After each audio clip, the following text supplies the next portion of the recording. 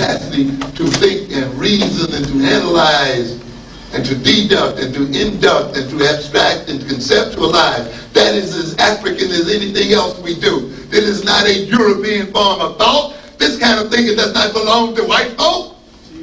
It is a gift to the African people as well. And I don't care how Afrocentric somebody is. Don't let them come in and tell you that to think analytically and to think abstractly and objectively is European and Eurocentric. It's not the mode of thinking that counts. It's for what you use the thinking that counts. There's no sin in thinking abstractly.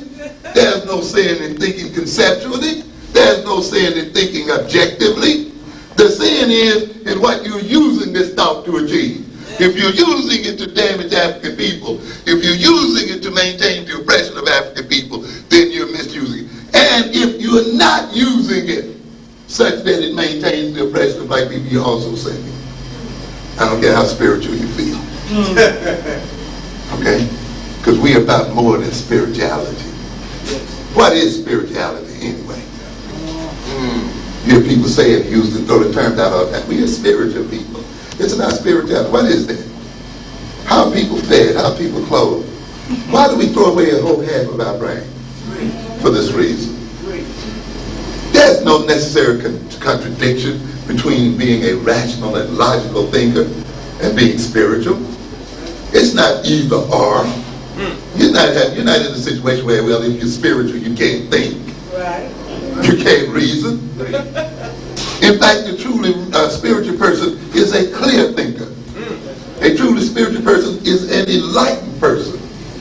A truly spiritual person is a knowledgeable person. A truly spiritual person knows how to use their thought processes, and they have mastered their thought processes and the other capabilities in their personality and know how to use them appropriately. That is the true test of spirituality, not some blind bumping your head on the floor and praying and kicking over benches.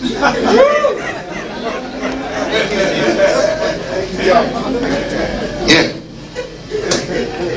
We got some people who want to do that. And we've convinced our youngsters that another youngster, a black youngster that wants to learn is acting white. That another black youngster that wants to study is being non-black. That another youngster that wants to read and so forth is somehow effeminate if he's a boy. You got to get rid of that crap. That's made to maintain white men in power. That's nothing to do with being African. Because that kind of thing means the black man is being chumped. And it hurts me so bad when I walk and I ride these subways and all I see is the chumpiness of black boys. Yeah. Who've let these white boys jip their minds. Who are what the white boy needs for them to be, and they call themselves being African or being black and identifying with this nonsense. And yet we have that. And so we see the schools not teaching our children personal skills, the skills of how to get along with each other, not developing the intellectual skills or the academic skills or the occupational skills and learning skills and so forth. If you're going to do a black curriculum, you've got to have thinking skills in the midst of it. You got to, along with the black history and the other stuff. And the other way the consciousness is falsified is by falsifying values. By making us value the wrong things. Yes. Making us desire the wrong things. Seeing our destiny in the wrong sort of way. Seeing it as being one lifelong consumer activity where we are obsessed by nothing but buying and eating and consuming again and again and again. Making us think then our purpose is to be the servants of other people. What then is an African-centered consciousness based on this situation? It's a consciousness that's based on relevant knowledge, knowledge relevant to African interests. It's a consciousness that has in it a knowledge of self as African people, a knowledge of African history and African culture, but but also a knowledge of our enemies as well, and a knowledge of what they are about, because we need that knowledge to defend ourselves against them, to deal with them one way or the other. It involves that as well. And African consciousness then has the contents then that are related to the history and experience of African people, an appropriate set of opinions and self-perceptions and so forth that enhance our well-being in the world. And African consciousness is a consciousness that uses its occupational skills to feed African families and to create new jobs and other kinds of opportunities for African people. That develops its academic skills in order to develop the skills of the nation so that it can appropriately adapt to the changing of circumstances. To develop learning skills so that we can quickly learn about the changes in the universe and appropriately adapt to those changes, so that African people can remain free and liberated and self-controlling and self-sustaining.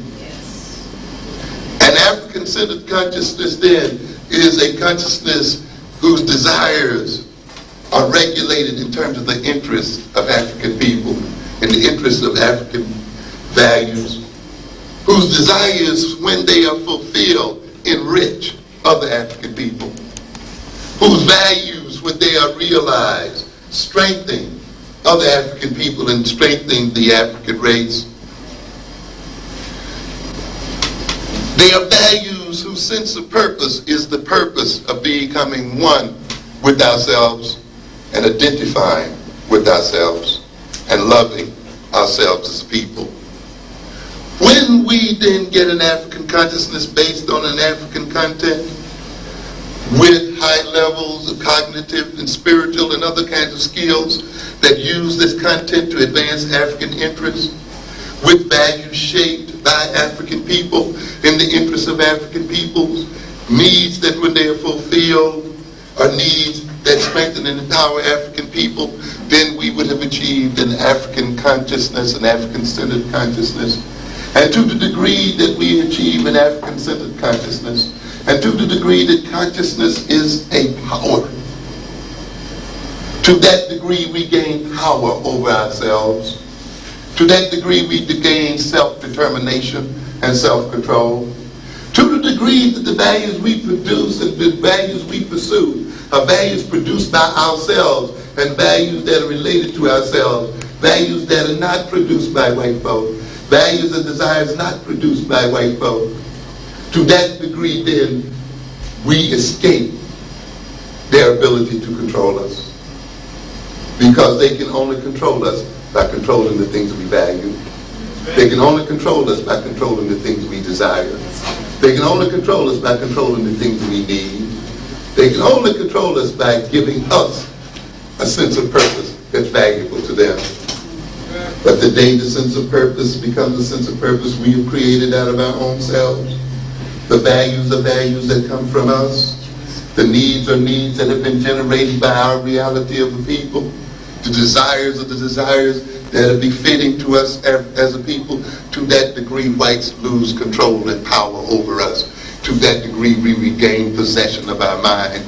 To that degree, we exorcise the demons that now possess our bodies and minds. And to that degree, we become the equals of any other people in the world. And we can stand shoulder to shoulder and face to face to any other nation of people in the world.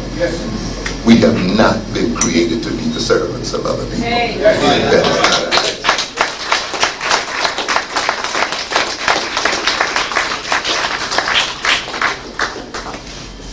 This definition then will let us know, and we can translate it into concrete things.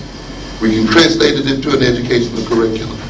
We can begin to look at then what our children must be taught in terms of this type of consciousness. What kind of values must we ultimately create in them, and what kind of skills must we develop in them in terms of where we must go as an African people. And I will bring it to a close here. You must begin to recognize that the position we are in today